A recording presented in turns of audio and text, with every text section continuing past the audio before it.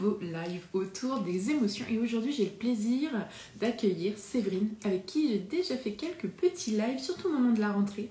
On aime bien, en tant que, en fait on a toutes les deux été enseignantes et la rentrée c'est un moment qui nous tient à cœur. On sait ô combien ça peut être difficile autant pour les petits que pour les grands.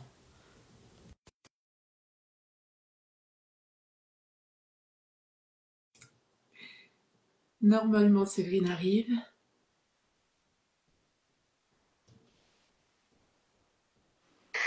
Oui, youpi. On est là, on est là. J'étais en train de dire que c'était cette période, une période qui nous tenait à cœur, parce que de par notre passé professionnel, on sait ô combien c'est une période qui peut être challengeante. Des fois, ça, voilà, il y a tout plein d'émotions qui pétillent dans tous les sens. On contrôle pas toujours tout, mais ça va bien se passer. Tu sais qu'au date, c'est pas mal aussi parce qu'il y a 4 ans, je recevais ma lettre de rupture conventionnelle. Donc, on fête Ouais. ensemble. Et Et merci. moi, c'est il y a 6 ans. Tu vois, et franchement, la rentrée, j'ai fait la pré-rentrée. Et après, j'ai redonné les clés. Et Mmh. ça marquait la fin, donc cette période pour moi. Elle a aussi son petit lot de bobo du corps, tu vois, qui vient dire il s'est passé un truc à ce moment-là de ta vie, rappelle-toi. Au début, je me disais non, c'est pas possible, je vais pas avoir mal au ventre toute ma vie avant la rentrée, alors que je ne ferai plus de rentrée scolaire. Mais si, ça arrive. Euh, C'est bien. Pour les enfants, on se dit la rentrée, on voit leur état un petit peu d'émotion, d'excitation, entre l'anxiété et l'excitation, quoi. Ouais, exactement. C'est exactement ça. C'est là que c'est pas difficile, c'est pas facile à comprendre. Quand on est à l'extérieur en tant que parent, on se dit mais ils sont contents, mais pourquoi ils se rendent malades, mais pourquoi ils veulent pas, mais pourquoi ils veulent plus. Qu'est-ce qui se passe et comment on se débrouille avec ça. On va certainement y revenir pendant ce petit live. Cette fois-ci, parce qu'on a fait d'autres lives où on était centré sur les autres, cette fois-ci, on va venir vraiment partager euh, ton ressenti à toi, puis moi j'ajouterai un petit peu du mien de temps en temps, parce que je sais que beaucoup de tes partages vont faire écho en moi. Euh, pour commencer, je te propose de te présenter. Dis-nous un petit peu qui tu es. Alors, je m'appelle Séverine Fage, j'ai 48 ans.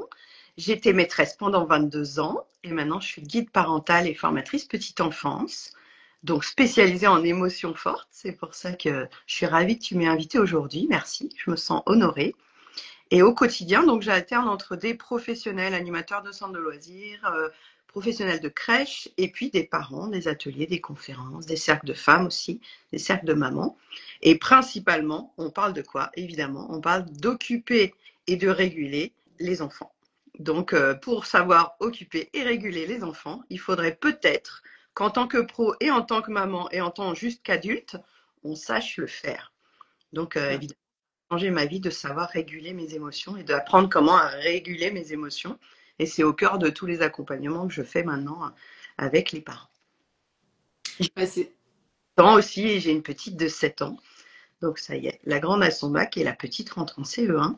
Donc je suis encore dans les rentrées quelque part, rentrée post-bac et rentrée élémentaire. Donc on ne perd pas complètement la main comme tu disais tout à l'heure. Il y a encore cette excitation et cette nouveauté et ce cartable à préparer en se disant dans quelle classe je vais être, quel prof je vais avoir. Ça ne nous lâche pas complètement tant qu'on a des enfants, quoi. ouais. Et c'est le grand passage quand même, parce que CP, c'est encore un peu nos petits bébés. CE1, il commence à se dire j'ai grandi. Et la routine, l'élémentaire, c'est bon.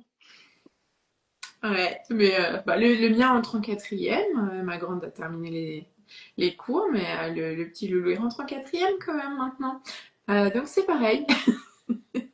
Il y a ce côté où oh c'est bon, je connais maintenant. J'ai plus trop besoin de maman. Mais merci pour ta présentation, ça fait beaucoup écho forcément. Moi je me présente aussi. Du coup, je m'appelle Nadège et moi j'accompagne les neuroatypiques et les hypersensibles justement à faire de leurs émotions et de leur fonctionnement un atout. On est vraiment là, on est vraiment dans le tout ce qui me pèse peut devenir, je peux changer de regard et ça peut devenir quelque chose qui me pèse moins, voire même que j'apprécie chez moi et je peux m'en servir pour aller accomplir mes objectifs. Et on est vraiment là-dedans, donc il y a une grosse part aussi de régulation émotionnelle parce que tant que, bah, comme tu le disais, en fait, tant qu'on n'a pas compris comment on fonctionne, c'est comme si on essayait d'utiliser un truc hyper high-tech sans mode d'emploi. Donc on va faire des essais, on va se planter, etc. Ben, le but c'est qu'ensemble on trouve le mode d'emploi qui facilite l'utilisation de nos compétences, la compréhension de nos émotions, qui facilite cette régulation. Bien sûr que ce sera pas une ligne droite, la vie c'est pas ça, c'est du yo-yo permanent, mais faire que les pics soient un peu moins hauts, un peu moins bas pour éviter de se sentir complètement épuisé toutes les secondes parce qu'on a traversé un tsunami. Voilà, donc moi je suis vraiment là-dedans. Donc moi aussi ça m'arrive de travailler avec des enfants. Prioritairement, je travaille avec des adultes. Et parfois, bah, bien entendu, j'ai des parents qui me disent ah mais maintenant il faut continuer le chemin avec mon enfant parce qu'ils se rendent compte que eux ont compris, mais qu'ils sont pas en mesure de transmettre encore parce que ça demande beaucoup de temps en fait. Moi je trouve que ça demande d'aller continuer à essayer pour soi avant d'être capable de transmettre ces petites choses. Donc il y a des outils qu'on peut partager, mais c'est là où je te rejoins en tant que professionnel. C'est indispensable pour moi de créer sa boîte à outils pour pouvoir ensuite accompagner, parce que ce qui nous convient à nous en tant que parents ou en tant que professionnels conviendra pas forcément aux petits loulous qui sont autour de nous. Donc il faut savoir un petit peu faire un pas de côté et observer. Puis on peut comprendre tout ça intellectuellement, parce qu'en vrai, intellectuellement, on comprend tout ça. Mais quand on est sous le coup de l'émotion, quand on est dans la situation où l'enfant a déclenché quelque chose en nous, là on se dit, ok, la théorie, mais merde, comment on fait dans le concret?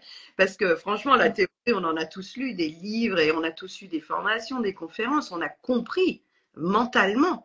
Mais comment on l'agit, comment on le ressent, comment on s'adapte à notre personnalité aussi, parce qu'il y a des mamans qui sont très énergiques, il y a des papas qui sont très énergiques. Puis bon, on en reparlera sûrement pendant l'interview aussi de toute l'éducation qu'on doit retravailler, qu'on a reçue nous. Parce que Ouais. c'est du jeu aussi pour comprendre comment on est déclenché aussi vite. Ok, alors on va commencer tranquillement. J'ai des petits gobelets là, et dedans il y a des questions. Donc la première série de questions, on va aller plonger dans ton univers émotionnel. Et moi j'aime bien amener un petit peu de jeu, donc je me suis dit allez, zou. On commence tranquillement en piochant. Alors, c'est un peu un retour en arrière cette petite question. Quelle place les émotions ont occupé dans ta vie auparavant et quelle place elles occupent maintenant? Alors, le plus vieux souvenir d'émotion, c'est que je sentais que j'arrivais pas à parler de comment je me sentais. Quand je me sentais triste, j'arrivais pas à dire que j'étais triste. Quand je me sentais en colère, j'arrivais pas à dire que j'étais en colère. Et très vite, je me suis rendu compte que les autres n'étaient pas disponibles pour entendre comment je me sentais. Donc, au plus loin que je me rappelle, j'avais 7, 8 ans. Et je me disais, mais tout ce qui se passe en moi, là, c'est hyper fort. Et j'arrivais pas à le dire à ma mère, à le dire à la maîtresse, à le dire. Et j'avais l'impression que les autres réagissaient pas aussi fort. Donc, tout ça, c'est des perceptions. On ne sait pas si c'est vrai. Mais j'ai vite compris que en moi, ça bouillonnait et que j'arrivais pas à traduire en mots aux autres, à communiquer mes émotions. Et puis j'ai mis ça sous le tapis tranquillement. Hein. On l'a plus ou moins tous fait dans des situations où il fallait avancer. Et en devenant maîtresse, j'ai été confrontée, comme toi sans doute, aux émotions des élèves, parce que j'étais pas encore maman. Et je me dis, mais pourquoi ils se mettent dans cet état-là? Et là, ça n'a pas encore fait l'effet miroir de moi aussi, j'étais comme ça quand j'étais enfant.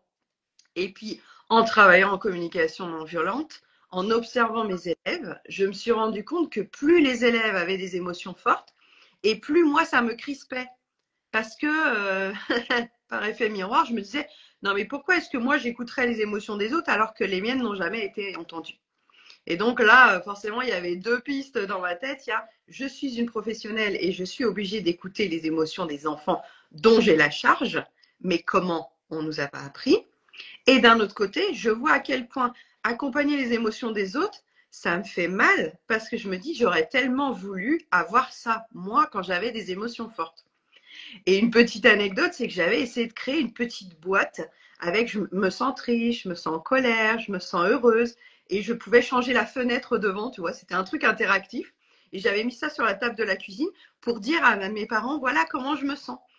Mais clairement, mes parents, ils avaient d'autres chats à fouetter, quoi. Ils étaient pris dans leur roue professionnelle, financière. Et cette boîte, que j'ai été trop contente parce que pour moi, c'était un média, tu vois, c'était un outil Ouais. de co-communication. Et voilà, ça remonte aussi loin de me dire, puisque j'arrive pas à les exprimer et que je ne sens pas les autres très prêts à comprendre mes émotions, il va falloir un jour que je trouve une clé pour définir pourquoi c'est si fort peut-être, et en tout cas communiquer sur ben, je me sens triste, c'est pas la peine de faire semblant de sourire. Mm. Et avec l'âge et avec le temps, peut-être que je suis plus proche de vraiment ce que je ressens au quotidien.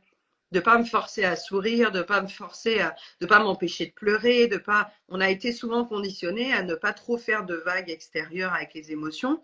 Donc, tu vois, pour répondre à ta question, je dirais qu'il y a eu beaucoup de moments où mes émotions, je les ai plutôt emballées pour qu'elles dérangent pas, pour qu'elles soient plutôt acceptables. Et même si à l'intérieur, je me disais, est-ce que c'est normal de ressentir tout aussi fort? Et Ouais, la non violente m'a permis de comprendre que oui, c'était normal de comprendre tout ça, mais après que ça n'excusait pas non plus le fait que j'arrivais pas à communiquer avec les autres et que ça, c'était ma part du travail et que ça, c'était bien confrontant. En gros, je ne pouvais pas demander aux gens de comprendre mes émotions. Ah ben ouais, mais ça m'arrangeait bien comme idée, tu vois. J'aurais bien voulu. Et là, je me suis re-responsabilisée en disant, bah, tu veux que les autres comprennent comment tu te sens, bah, essaye de les exprimer, essaye de les verbaliser, essaye de les expliciter, parce que sinon, les autres en face, tu vois, tu peux pas savoir comment je me sens, je peux pas savoir comment tu te sens vraiment. On reste des apparences. Et tous les gens qu'on va croiser aujourd'hui restent des apparences. et puis il y a ce truc de, tu disais, en fait, si ça allait pas, tu te forçais à sourire, etc. Donc, entre les mots et le visuel, il y a un décalage. Donc, la personne en face, pas, le signal est brouillé quelque part aussi. Quand tu dis maintenant, je m'autorise plus à montrer physiquement que ça va pas, mais finalement, déjà, le non-verbal, dans la communication, je crois que c'est 70% du message. Donc, c'est sûr que si tu dis je suis triste, mais en même temps à côté tu as grand sourire, tout ça, les gens ils comprennent pas. Ouais, Parce que c'est trop, il y a trop de décalage, trop de fouillis. Mais ça s'apprend, ça se fait, et puis après ça dépend du cercle et de la confiance aussi qu'on peut avoir aux personnes qui sont autour. Tu partageais au niveau des élèves. Moi, j'ai préféré, tu vois, mettre vraiment le mouchoir sur mes émotions assez tôt, peut-être vers mes 10 ans. Ouais, c'était l'entrée au collège le pire, je crois, pour moi. Parce que je suis passée d'une toute petite école où sur le même niveau, on devait être 6 ou 7, à un collège où il y avait 500-600 personnes minimum. Et pour moi, ça a été très compliqué parce que du coup, le groupe de 6 ou 7 on se connaissait tous, donc il n'y avait pas forcément besoin de mettre des mots sur les choses.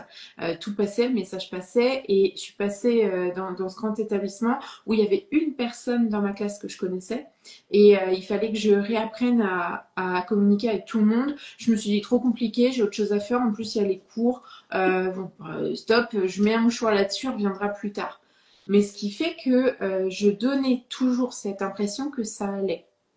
Et j'ai continué jusque tard à faire ça. Mais quand ma fille est née, je me suis dit, je peux pas continuer à faire comme si. Pas avec elle, en tout cas. Il y a eu vraiment ce truc-là. Et moi, j'ai été enseignante. Ma fille avait 5 ans et demi, 6 ans. Donc, j'avais déjà ce petit truc de, avec les enfants, faire semblant, c'est naze. En fait, ça sert à rien déjà. Euh, Eux, ils ont pas ouais, ce souci. je sens. Voilà. Et finalement, eux ne font pas semblant non plus. Surtout en primaire. Après, voilà. ils grandissent et comme moi, très certainement, passage au collège, etc., il y en a aussi beaucoup qui vont apprendre à faire semblant parce que c'est un apprentissage sociétal. Euh, on nous balance ce truc de allez, tu positives et ça va aller. Mais pas toujours.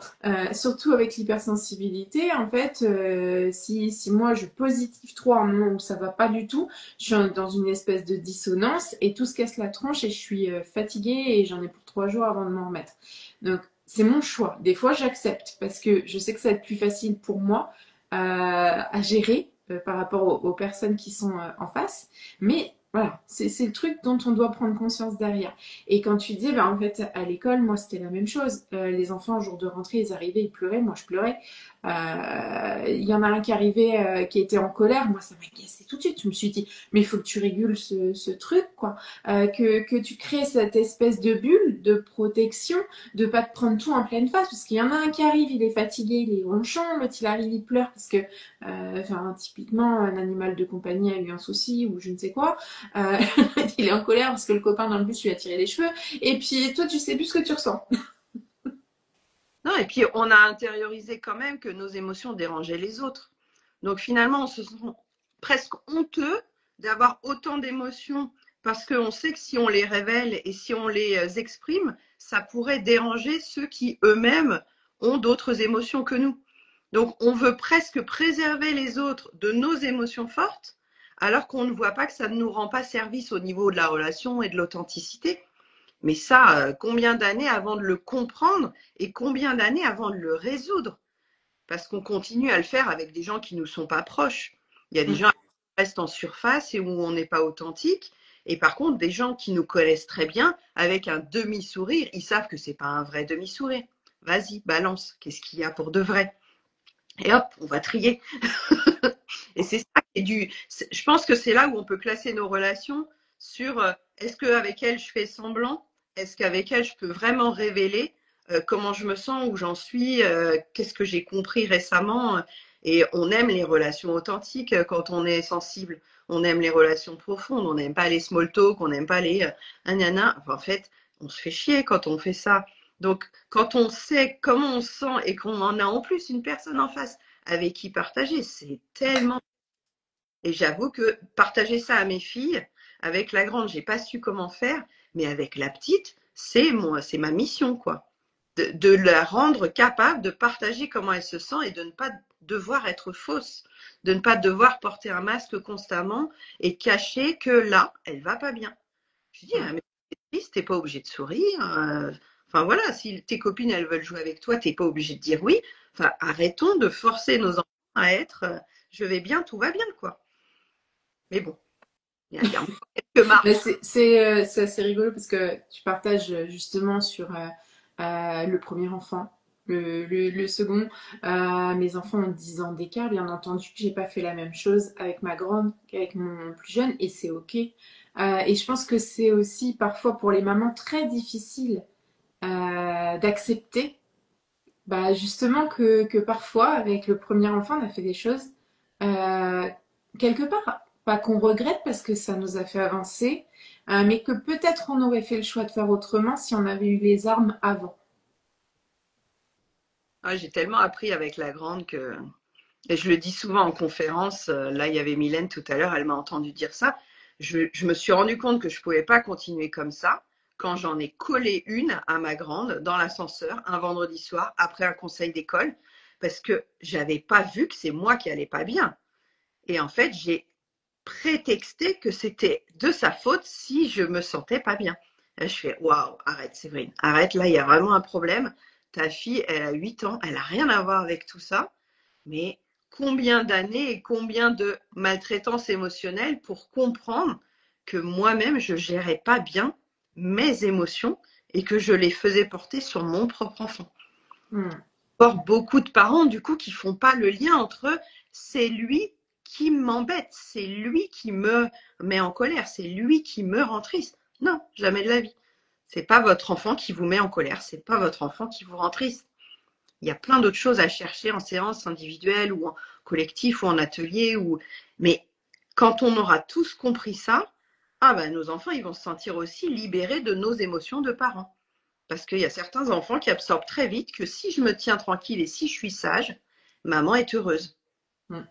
Et même en maternelle, on le voyait. Hein. J'avais des enfants, ils voyaient leurs parents arriver, hop, ils se transformaient.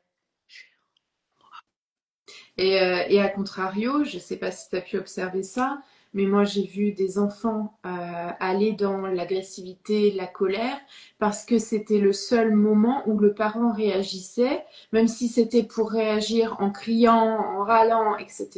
C'est-à-dire que je me comporte bien, on m'ignore, je n'existe plus. Je me comporte mal, on me voit et on s'intéresse à moi.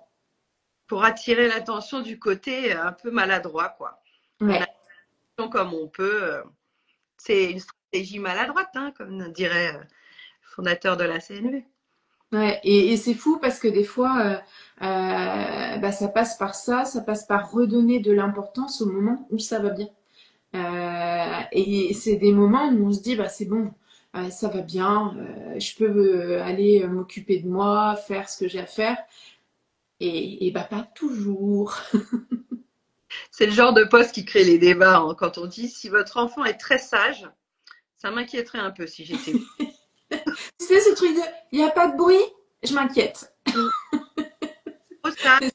C'est du conditionnement. Alors bon, rassurez-vous, hein, chers parents, si vos enfants sont sages, c'est que vous avez bien bossé aussi. Mais s'ils sont que trop sages, ça pose question. Ça peut être aussi une crainte de décevoir, c'est peut-être aussi une crainte de déranger. Et si on libère un peu nos enfants de nous déranger, bah, plus tard, ils oseront aussi créer leur voix, demander une augmentation, dire non à une relation. C'est les armer aussi à décevoir les autres adultes plus tard. Donc ça n'a l'air de rien quand ils sont petits, mais je pense qu'on peut poser ces petites pierres dès qu'ils ont 4-5 ans en leur disant, mais tu sais, tu as le droit de me dire non, tu as le droit de me dire que tu veux pas, tu as le droit.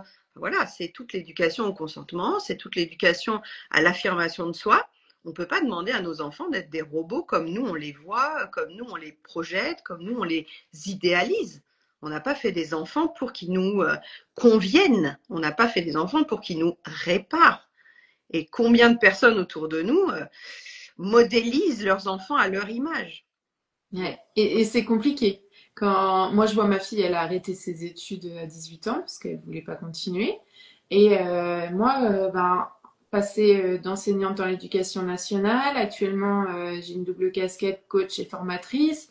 Autant te dire que niveau jugement, ah oui, mais pourtant elle avait tout pour continuer. Ben oui, mais c'est pas son envie en fait. C'est pas parce que moi je suis là et que je peux être un soutien pour elle que faire de grandes études, c'est son truc. Et c'est alors quand je dis que c'est avant tout son besoin à elle, ses envies à elle, et que moi je suis là pour l'épauler, mais je suis pas là pour l'obliger, on me regarde, ah oui, mais quand même. Ben non. Alors des fois, ça peut paraître comme étant une solution de facilité. Pas du tout.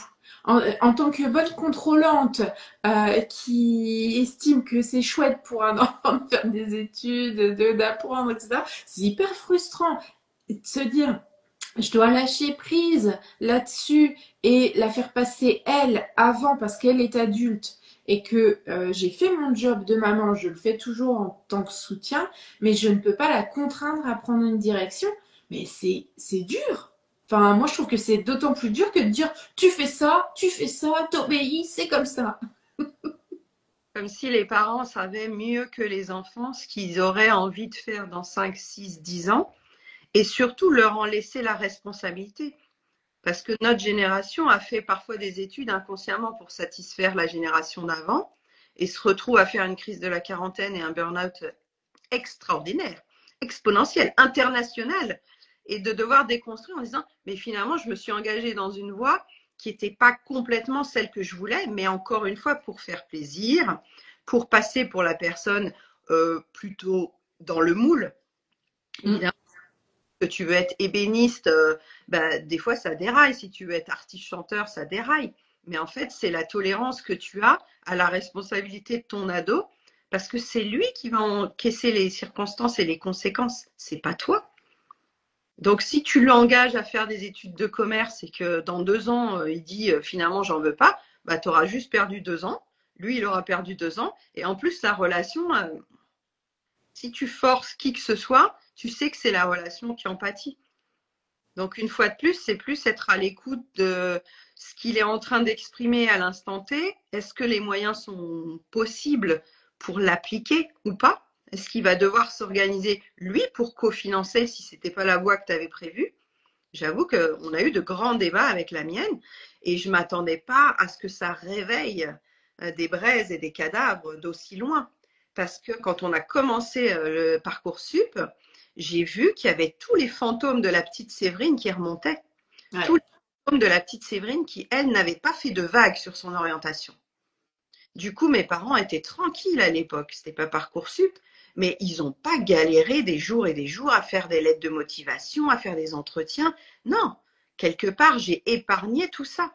Et je peux pas le voir avec tant d'écart parce que le système n'était pas le même il y a 30 ans. Mais moi, je me suis dit, mais elle veut faire des entretiens, elle veut faire des lettres de motivation, elle veut faire des forums de recrutement. Allons-y. Bien sûr, ça me fait chier parce qu'au quotidien, j'ai beaucoup moins travaillé sur mon business parce qu'il fallait l'accompagner et l'encadrer et corriger les lettres de motivation à 23 heures parce que c'était le lendemain. Mais en vrai, ma relation avec mon ado était plus importante que le souvenir que j'avais que moi, j'ai pas pu faire tout ça avec mes parents. Et Ouais, j'adore mes parents, hein, mais je veux dire, le contexte il y a 30 ans n'était pas le même parce qu'eux-mêmes avaient peur de l'avenir. Et ça s'est pas arrangé. Les parents d'ados, là, qui nous écoutent, ils ont sûrement beaucoup de craintes pour l'avenir aussi. Mais plus on a peur pour nos enfants, et plus justement on doit co-construire leur avenir et pas juste faire ce qu'on croit le meilleur pour eux. Parce qu'on ne sera plus là pour assumer les conséquences de tout ça. Donc plus on leur laisse la main et plus on co-construit, plus je suis persuadée que eux, ils se sentiront puissants aussi dans leurs décisions. Parce que ce ne sera pas ma décision. Ce ne sera pas la décision de son père. Ce sera sa décision. Et si elle veut changer dans 2 ans, on sait très bien, nos enfants, ils vont avoir 4, 5 métiers. Hein. bah oui. Et c'est intéressant ce que tu dis justement parce que bah, Béatrice nous partageait, on est de cette génération qui s'est conformée aux attentes des parents, du clan, des profs. Moi, je sais que j'entendais le discours des profs qui disaient tout ce qui est général, c'est génial, il faut faire la fac, c'est voilà. Mon mari, lui, il a fait l'option, enfin, il a choisi le technique. C'était tout ce qui était dénigré par beaucoup. Et finalement, lui s'éclate dans son job, gagne 3, 4 fois plus que moi, parce que finalement, moi j'ai suivi cette voie conventionnelle en me disant, bah si ça m'intéresse, donc je vais aller par là. Et en fait, je me suis rendu compte que ok, si j'aime bien, mais aller creuser tout le temps, déterrer les vieux fantômes, je ne veux pas faire que ça.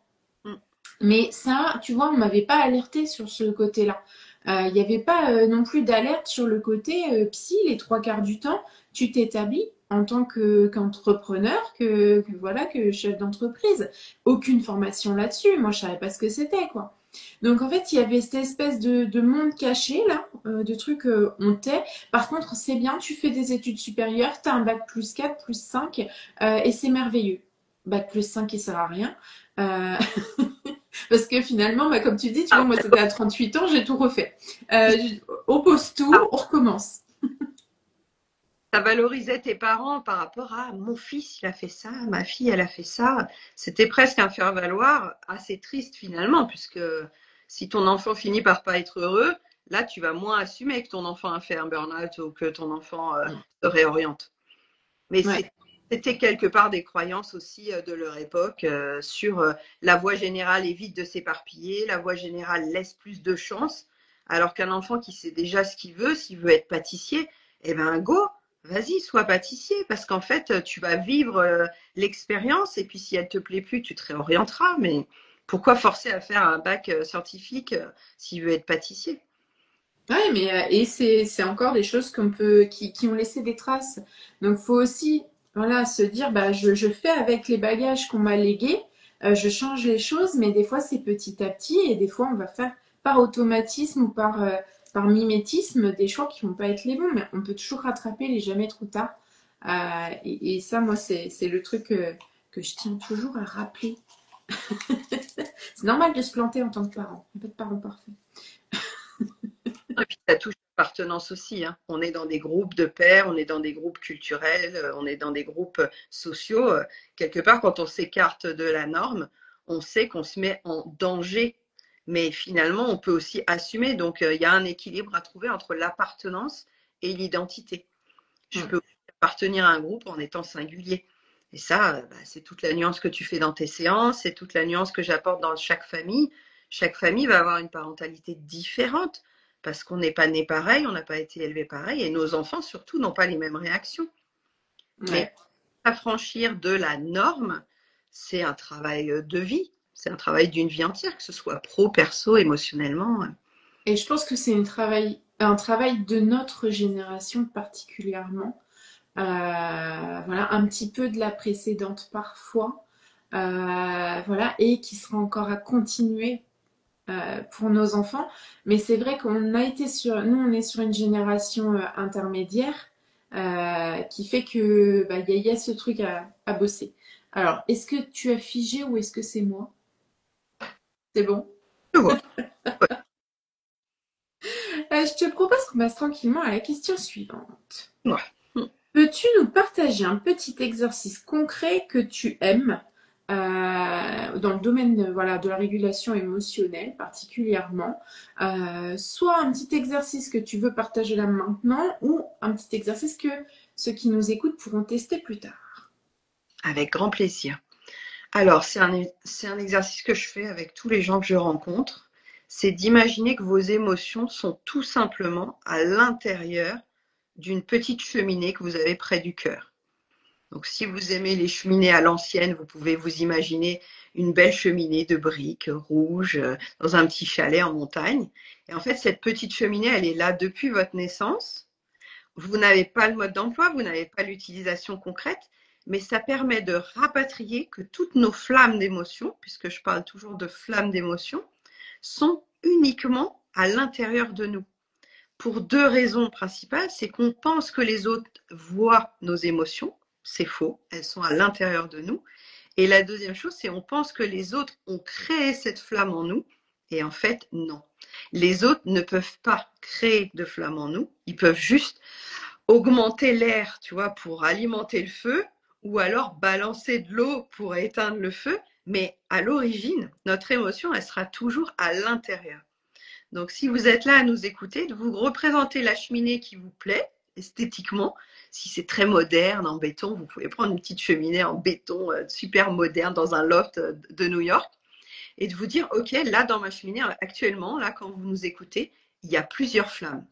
Il peut y avoir une flamme d'excitation parce que vous entendez des choses nouvelles. Il peut y avoir de la joie parce que ce soir, vous retrouvez votre enfant qui rentre de colo. Il y a sûrement plusieurs flammes agréables, mais aussi, évidemment, vous en doutez, il y a des flammes moins agréables. Il y a une petite flamme de tristesse parce que en vacances, il n'y avait pas de réveil. Et là, il va falloir remettre le réveil. Une petite flamme de doute parce que vous avez entendu des échos sur la maîtresse de CP et que vous aimeriez que votre enfant ne soit pas dans cette classe-là. Et donc, au quotidien, dans votre cheminée, il y a tout le temps des flammes.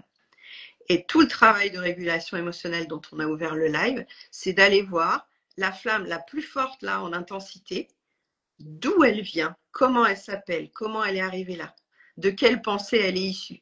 Si vous vous dites, oh, mon enfant, s'il tombe avec Madame Aglaé, j'ai peur qu'il se sente mal. Ça, c'est des perceptions, c'est des pensées. Ça, on peut aller travailler. Et après, ça réduit notre flamme dans notre cheminée. Donc, vous revenez à ça. Votre cheminée, qu'est-ce qu'il y a dedans? Combien de flammes? Quelle intensité? Est-ce que c'est des flammes nouvelles? Est-ce que c'est des flammes que j'ai déjà vues? Est-ce que c'est des flammes répétitives? Est-ce que c'est des flammes qui datent de longtemps? Parce que des fois, ça date de longtemps quand on croise une personne qui est répétitive, qui vient gratter là où ça fait mal, je sais pas, une belle-mère au hasard. Et toujours vous dire que cette cheminée-là, elle est invisible pour l'extérieur. Même notre mari ne connaît pas le fonctionnement. On croit que les autres nous connaissent. Non. On doit les expliciter. On doit dire, écoute, là en ce moment, je me sens un peu triste, donc je reviens vers toi quand ça ira mieux et arrêter de faire porter nos flammes d'émotion sur les gens qui nous entourent. Donc si vous arrivez à faire l'exercice pour vous, de vous dire, j'ai cette cheminée à l'intérieur, je ne connais pas trop son fonctionnement, mais en tout cas, je ne rends pas responsable les autres de mes flammes. vous arriverez au fur et à mesure, avec la pratique, à le faire avec chacun des gens à l'extérieur de vous. Et de vous dire, bah, mon mari aussi, il a une cheminée des émotions, je ne vois pas ce qu'il y a dedans. J'arrête de présupposer que ce soir, il va me faire un cadeau. En fait, ce soir, peut-être que dans sa cheminée, c'est pas du tout l'humeur de faire un cadeau. Parce que lui, il a des flammes qu'on ne voit pas. Et votre ado non plus. Et votre bébé non plus. Donc, ça demande beaucoup de curiosité et de patience de vous dire, moi-même, je ne sais pas gérer ma propre cheminée des émotions. Comment je pourrais demander à un enfant de le faire? Comment je pourrais demander à un ado qui est chamboulé par ses hormones de le faire? Comment je pourrais demander à mon mari, que je crois me connaître par cœur, de le faire H24? Les gens ne savent pas ce qui se passe en vous. Et généralement, il y a ce décrochage, tu dois l'avoir en séance aussi avec tes clientes, c'est d'un coup, il y a quelque chose qui s'ouvre en disant, waouh, ça ne dépend que de moi en fait.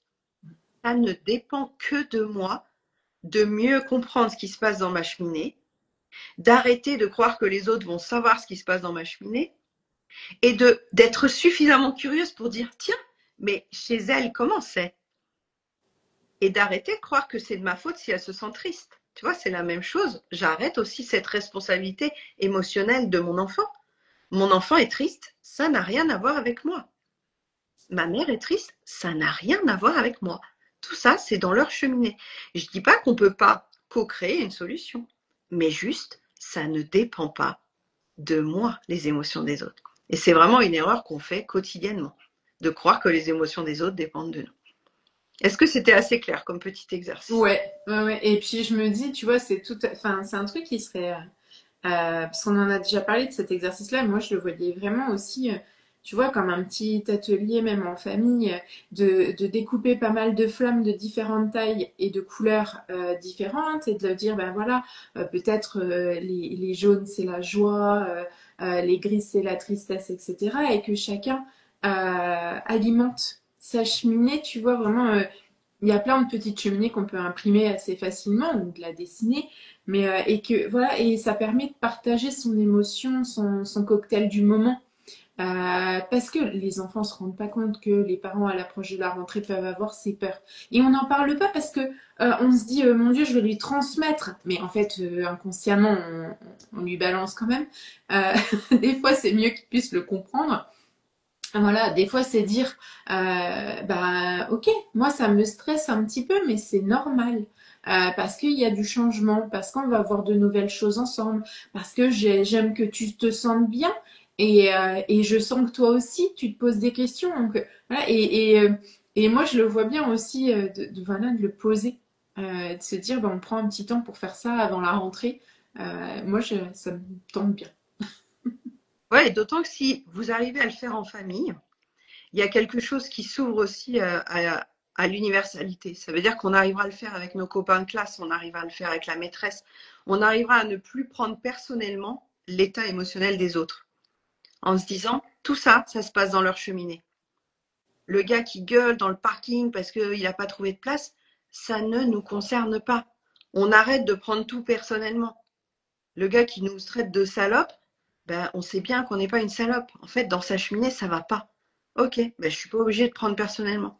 Et puis pour ceux qui ont une petite tendance sauveur aussi, qui l'ont identifié, ça permet de se remettre à sa place en disant je suis pas là pour gérer les flammes de tout le monde. On n'est pas là pour gérer les cheminées des autres.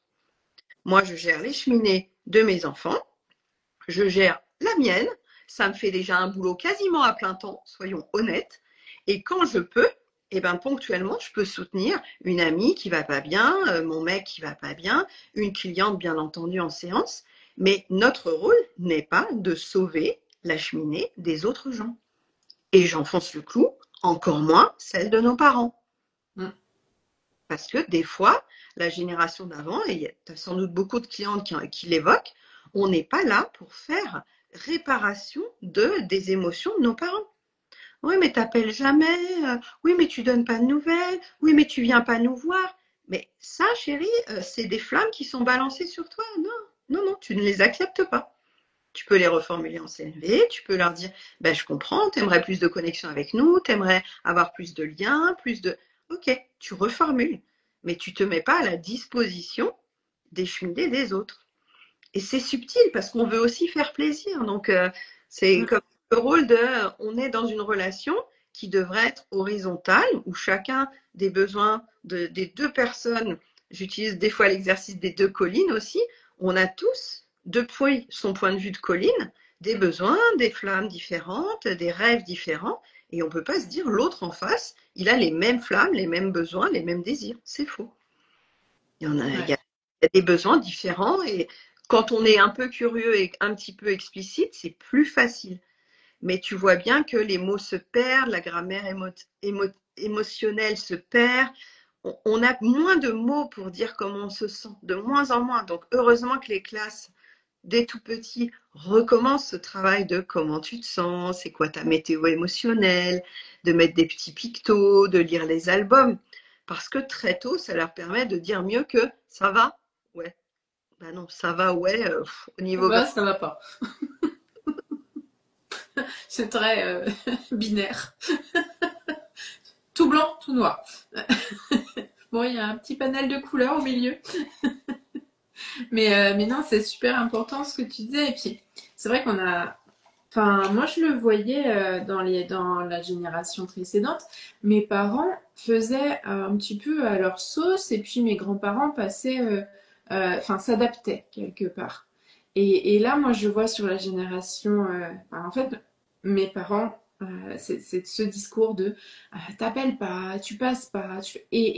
Moi, je me dis, mais oui, mais c'est dans les deux sens la communication. Il y a un moment donné, l'effort ne doit pas toujours venir que de moi. Et c'est vrai que c'est moi, c'est ma petite phrase, c'est ok, mais l'effort ne doit pas toujours venir que de moi. Parce que moi, j'ai aussi besoin de ressentir que l'autre a besoin de communiquer avec moi. Et je peux pas le deviner. Donc c'est pas dans le néant, dans le blanc, dans le zéro appel téléphonique, zéro SMS, que je sais que l'autre a ce besoin de communication. Enfin, je suis pas devin. J'aime bien travailler avec les oracles, mais ça va pas me dire machin a besoin que tu l'appelles.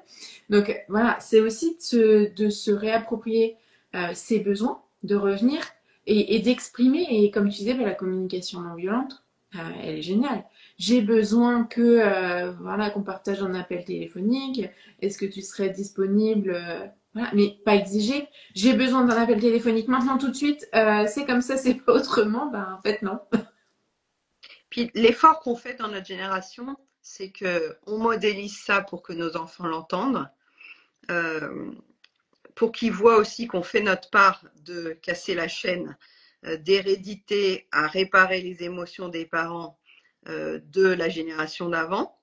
Et pour être encore plus précis, quand on entend tu n'envoies pas de photos ou tu viens pas nous voir, finalement, ils nous balancent leur flamme de déception, de tristesse entièrement sur nous. Tu l'as dit, sans prendre une part de qu'est-ce que je peux proposer au lieu de reprocher. Et tout est dans l'intention en communication non violente. Si tu me demandais est-ce que vous voulez passer samedi après-midi, eh bien là, il y a une demande, il y a une proposition auquel je pourrais, moi, dire ça me ferait super plaisir je te propose plutôt 18h parce qu'avant, on va acheter les chaussons de danse. Et là, il y a un compromis qui s'installe.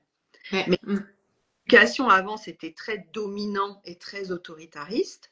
Et toute l'éducation bienveillante est mal comprise, l'éducation positive est mal comprise dans ce sens. On ne peut pas passer d'une domination totale à un laxisme complet. Et là, bon, bah, vous voyez sur les réseaux comment ça, dé, ça dévale entre Caroline Goldman et Héloïse Junier et tout ça. Là, nos parents sont à l'ancienne encore dans la domination et exigent quelque part qu'on remplisse leurs attentes de connexion, de visite, de lien. Ça, c'est leur demande à eux. Nous, on est en train de poser une limite en disant j'ai aussi des besoins, j'ai aussi des attentes et on peut co-construire, mais arrêter d'exiger de nous. Mais si on a gardé ce rôle modèle de petite fille qui veut être bien vue et sage, et j'en parlais avec une cliente là récemment, cet été, elle a explosé en vol avec sa belle famille et sa propre famille. Parce qu'en fait, nos familles sont des déclencheurs vraiment beaucoup plus puissants que n'importe quelle personne Ouais. de milieu professionnel. Et sur ce point-là, ce que je vous invite à faire, si vous avez envie de travailler sur ce point-là, c'est de revenir uniquement à l'instant présent, là, maintenant. Qu'est-ce que, à partir d'aujourd'hui, 26 août, je veux construire comme relation avec cette personne? Je peux effacer, je peux faire l'effort de repartir à zéro avec cette personne. Parce que sinon, vous avez toujours des gens autour de vous qui vous disent « Ouais, mais quand j'ai déménagé, t'étais pas là. Ouais, mais à mon anniversaire, ton cadeau, il était pourri. » En fait, on est toujours en train de compter des points. C'est parfois dans le couple, c'est pareil. Hein. Prenez ça pour le couple aussi. À partir de maintenant, là, vous retournez une page blanche, vous prenez un nouveau carnet et vous dites « Ok, avec cette relation-là, ma mère, mon beau-père, mon ex, qu'est-ce que je veux maintenant? Et qu'est-ce que je mets en place maintenant? » Et j'arrête de reprocher à l'autre mes flammes. Je vais voir pourquoi mes flammes sont arrivées. Bon, évidemment, dans les parcours que je propose, il y a plein d'autres outils. Mais déjà, quelle est mon émotion vis-à-vis de cette personne? Qu'est-ce que je me raconte à propos de cette personne? Et puis, je vous annonce que ce que vous vous racontez est faux. La plupart du temps, on se raconte sur cette personne est faux. Je ne peux pas dire il ne m'écoute pas. C'est faux. Je ne me sens pas comprise. Mais c'est pas il ne m'écoute pas. Parce qu'il m'écoute, mais il n'agit pas comme je veux qu'il agisse. Donc, on reformule, on traduit, on déroule une autre analyse de chacune de nos flammes quand on est en séance, et que ce soit avec le mari, l'enfant ou la belle-mère, c'est le même process. Ce que je me raconte sur cette personne, ce que je me raconte qu'elle devrait faire, c'est une attente que je n'arrive pas à bien exprimer. Et j'attends que l'autre me devine, j'attends que l'autre me découvre, j'attends que l'autre me satisfasse quelque part, alors que moi-même, je n'arrive pas à l'expliciter et l'exprimer. C'est pas pour culpabiliser le fait qu'on n'y arrive pas, c'est plus pour dire j'ai aussi du travail pour obtenir ce que j'attends de l'autre implicitement et qu'il ne peut pas voir depuis sa colline à lui, parce qu'il ne voit pas ce qui se passe dans ma cheminée. Ouais, mais et c'est fou parce que rien que revenir, comme tu dis, à ici et maintenant, arrêter de tenir compte de tout ce qui s'est passé avant. On fait le point, on tranche, on se dit ok, là maintenant. Et arrêter de projeter parce qu'en fait, tout ce qu'on va projeter sur ce qui va potentiellement se passer, il y a 99% de chances que ce soit pas ce qui va se passer de toute façon. Parce que notre cerveau, il va nous balader vers le négatif pour nous protéger. Donc on va voir que le pire du pire. En général, c'est ce qu'on voit.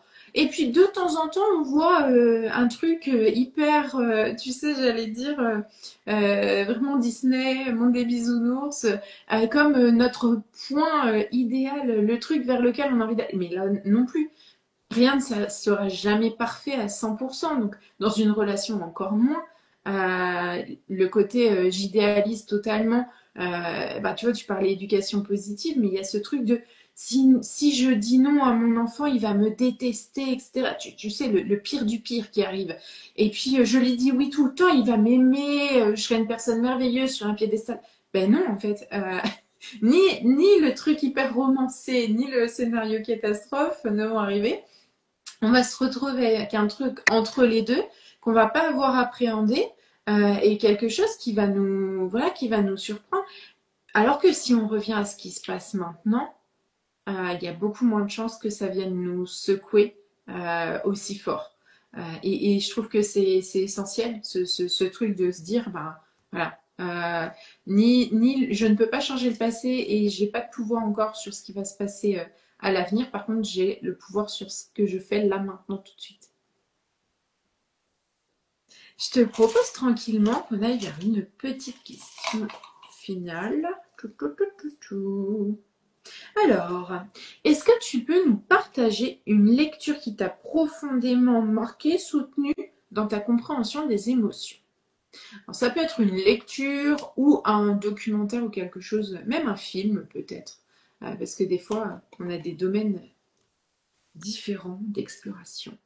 Alors, le premier livre que j'ai lu qui m'a emmené sur ce terrain-là et que j'ai pas vu venir, j'étais tranquille en Normandie dans ma véranda, c'est un livre de Moussa Nabati qui s'appelle Le bonheur d'être soi.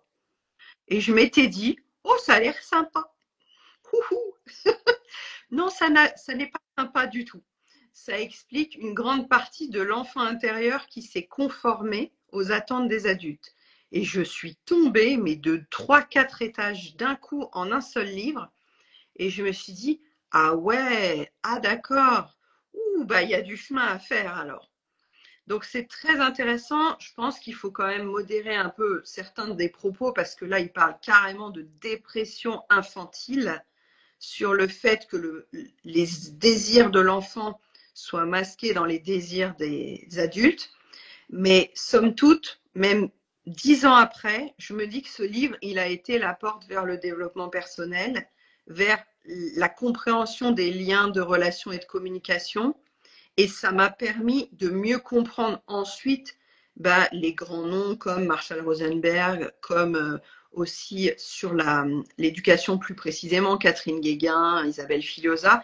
Ça a fait le lien sur, on est resté tellement dans l'enfant est là pour obéir, l'enfant est là pour je sais ce qui est bon pour lui, que ça a remis en question mon côté pro et mon côté perso d'un seul coup. Donc peut-être dormez bien avant de l'entamer, mangez bien avant de l'entamer parce qu'il faut quand même rentrer dans le livre. Mais c'est un des livres qui a changé pas mal de choses. Au-delà des techniques pures, c'est plutôt un livre d'explicitation que la construction psychique de l'enfant passe évidemment par l'équilibre de ce que les parents ont mis en place. Et c'est aussi ce qui m'a fascinée, c'est que nous, en tant qu'enseignants, on n'avait pas tant la main sur la construction psychique de l'enfant. Mais j'ai observé qu'il y a des enfants qui avaient seulement 3, 4 ans et qui n'allaient déjà pas bien. Et en fait, ça me rendait tellement triste, pour être honnête, que je me suis dit, bon, déjà, il faut que je travaille pourquoi ça me rend triste. Et évidemment, il y a un effet miroir. Mais au-delà de ça, je me dis, comment je peux aider les parents à se rendre compte que là, leur enfant est en train de crier. Mais aidez-moi, écoutez-moi, aimez-moi, donnez-moi ce que j'ai besoin et non pas ce que je réclame. Et la nuance, elle est subtile entre ce qu'un enfant dit vouloir et ce qu'un enfant a vraiment besoin. Ouais. Basiquement, Et il a besoin c'est de confiance, il a besoin d'écoute, il a besoin de compréhension. Il n'a pas besoin d'aller au McDo, il n'a pas besoin d'aller à Euro Disney. Enfin, tout ça, c'est des désirs, c'est pas des besoins. C'est Ouais, moi, enfin, tu vois, j'ai commencé par la fac de psycho et j'ai fait des stages, stages en pouponnière avec des petits bouts, voilà, qui du coup ont été, enfin, sont nés sous X, avec des mamans qui parfois étaient alcooliques, enceintes alcooliques, bah, l'enfant il naît avec une dépendance à l'alcool, euh, des mamans qui étaient sous drogue, donc pareil, c'est des enfants des bébés qui naissent avec une dépendance. Et en fait, tout ce dont ils avaient besoin, alors oui, physiologiquement, c'était d'un apport, c'est très compliqué, tu vois, quand tu te dis, moi j'ai 18, 19 ans, on me dit que l'enfant, bah, il a besoin d'un apport d'alcool ou d'un apport de drogue, mais il avait surtout besoin d'avoir H24 un contact avec un humain. Et ça, c'est le truc, tu vois, tu te dis, un bébé peut naître en souffrance. Le seul truc qu'il fait, c'est pas qu'il ait des chaussons de telle couleur, de telle qualité, parce qu'il y a des mamans qui se disent, faut que j'achète le mieux, le lit high-tech, la poussette. Et en fait, non, son besoin, c'était vraiment le contact humain, de sentir qu'il avait une importance pour quelqu'un et que malgré la souffrance, on s'intéresse à lui et on est là pour lui donner quelque chose. Et tu te dis, mais en fait, les enfants ne naissent pas avec les mêmes chances déjà dans la vie, tu vois. Il y en a qui vont avoir eu une maman qui va avoir fait tout ce qu'il faut pour que la grossesse se passe bien, tout ça. Et puis il y en a qui n'ont pas eu cette possibilité de faire tout ce qui était possible pour que ça se passe bien. Et déjà, dès la naissance, bah, c'est le contact, c'est le lien, c'est la communication, c'est les petits mots sympas, tu vois. Et moi, j'avais beaucoup aimé dans un livre que j'ai lu ce rapport à l'eau. De l'eau, tu vas lui faire, tu sais, des compliments, etc. Et la molécule comparée à l'eau, soit dont on se fiche complètement, ou à laquelle on va, avec laquelle on va être agressif, etc. Ben, les molécules changent. Et finalement, nous, on est quand même composé à plus de 70% d'eau. Et ce qu'on va entendre, la douceur de la voix, la douceur des gestes, ça va venir nous apaiser, nous transformer. Et des fois, il suffit d'un petit réglage, un petit truc, un petit changement dans la communication, dans l'attention qu'on porte pour que ça marche. Ah ouais, je suis entièrement d'accord. Et par contre, on peut aussi dire que ça peut commencer à partir du moment où on en prend conscience. Mm. Entendu, tout est rattrapable, bien entendu. Il y a des enfants qui s'en sortent malgré un contexte de vie effroyable. Il y a beaucoup de possibilités d'accrocher une personne de confiance, d'accrocher un nouveau pilier dans sa vie, que ce soit un prof de théâtre, que ce soit un tuteur scolaire. Et ces enfants-là, il faudrait qu'ils aient au moins dans leur parcours 3, 4 adultes qui soient solides et vraiment empathiques pour ensuite s'ouvrir et s'épanouir. Donc, quelle que Ouais. soit votre situation actuelle, soit que vous soyez l'enfant blessé, soit que vous soyez le parent démuni, il y a toujours autour de vous des gens qui pourront entendre, écouter et proposer des pistes que vous n'avez peut-être pas essayées. Et le plus dur, ce serait de rester dans son coin en disant non, c'est fichu. En fait, c'est jamais fichu et nos enfants méritent qu'on fasse ces petites prises de conscience parce que ça va changer tout dans la relation, dans la façon de poser nos mots, ne serait-ce que le ton qu'on emploie. C'est juste, on lui donne le droit à l'erreur, on lui donne le droit de se tromper, on lui donne le droit de se mettre en colère. Si c'est une fille, on lui donne le droit de pleurer. Si c'est un garçon, c'est des micro-changements qu'on a fait ces 10 dernières années, même au niveau scolaire. Hein. La posture de l'enseignant, elle est moins verticale, elle est moins descendante. Et c'est ça qui changera, je crois, la génération qui arrive. Qu'on se mette à entendre et à les co-éduquer avec les parents. Les parents font partie du triangle éducatif, les enseignants, les soignants. On est là normalement pour monter vers le haut, pour tirer la nouvelle génération vers le haut. Et moi, j'y crois vraiment. Je pense qu'on est évidemment sensible à cette progression et à cette croissance de la génération jeune. Mais par contre, ça demande un petit peu de recul. Ça demande un petit peu d'humilité, je dirais presque. Parce que sinon, chacun veut nourrir ses besoins, moi d'abord, moi d'abord. Ouais. Et c'est hyper important ce que tu dis, c'est que finalement, bah, on est tous sur le même bateau et que c'est voilà, un soutien à apporter aux générations, voilà, aux plus jeunes générations. Et c'est hyper important de transmettre. Donc, bah, tout ça, c'est quand même un petit essentiel. Dernière petite question avant de finir ce live. Là tout de suite, si tu devais imaginer ton paysage émotionnel, comment il se composerait? Alors, mon paysage émotionnel. Pour revenir sur ce contexte de rentrée, moi je suis maintenant très détachée du stress scolaire et je suis plutôt excitée par l'idée de proposer quelque chose de nouveau à mes clientes. Donc mon paysage émotionnel, il est dans l'excitation de proposer la prochaine nouvelle petite séance que je suis en train de co-créer. Donc abonnez-vous si vous voulez avoir les infos sur cette séance qui va arriver en septembre parce que je la veux justement très concrète, très boostante. Et j'ai hâte qu'elle puisse dégager 2, 3 petits trucs qu'on fait tous avec nos enfants et qui nous soulageraient la vie si on avait des clés pour éviter de le faire. Donc, Ah, le teasing. Comment on fait pour te contacter si on a envie d'échanger avec toi ou où est-ce qu'on trouve tes infos, etc. alors, Instagram, c'est pratique, hein, les petits plus zen, maman sereine. Et surtout, si vous aimez les podcasts, je vous invite à écouter le podcast qui s'appelle Les petits plus zen. Selon l'âge de vos enfants, vous trouverez sûrement des épisodes qui vous plairont. Et le petit exercice sur la cheminée des émotions qu'on a fait tout à l'heure, vous le retrouverez dans l'épisode 69. Et c'est vrai que chaque fois qu'on écoute un épisode de podcast, moi je suis une fan absolue de podcast, il y a des choses qui s'intègrent, il y a des choses qu'on met en place sans effort. Moi, c'est un média que j'adore. J'écoute beaucoup de podcasts sur l'éducation, sur la parentalité, sur le business, sur la philo. Et voilà, si vous aimez les podcasts, vous tapez les petits plus zen, vous allez réentendre ma voix et puis vous allez découvrir tous les autres outils pour avancer sur votre chemin de parent et sur votre sérénité émotionnelle. J'adore, moi, écouter tes épisodes de podcast parce que il y a des choses, je me dis, ah, je me suis déjà formée sur ci, sur ça. Et puis, on a en fait sur un même outil un regard qui va être totalement différent. Donc, la façon dont toi tu vas utiliser la chose, c'est pas forcément la façon dont moi je l'aurais utilisé.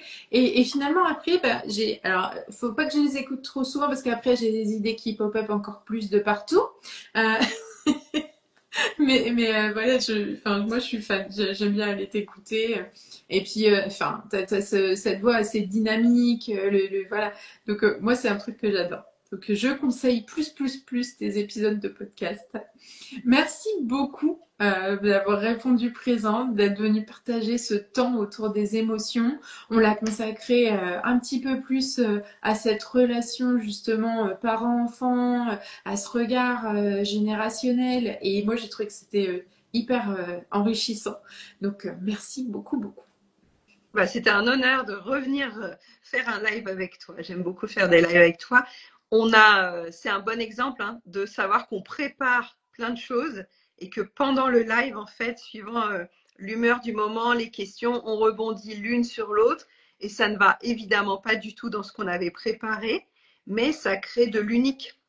Ça Mais crée... c'est ça. Ouais, ah bah, c'est exactement ça. Et en fait, le but, c'est vraiment que ce soit pas un truc où tu récites ta partie et je récite la mienne. En fait, c'est ce qui nous vient spontanément et c'est ce qui enrichit ce live.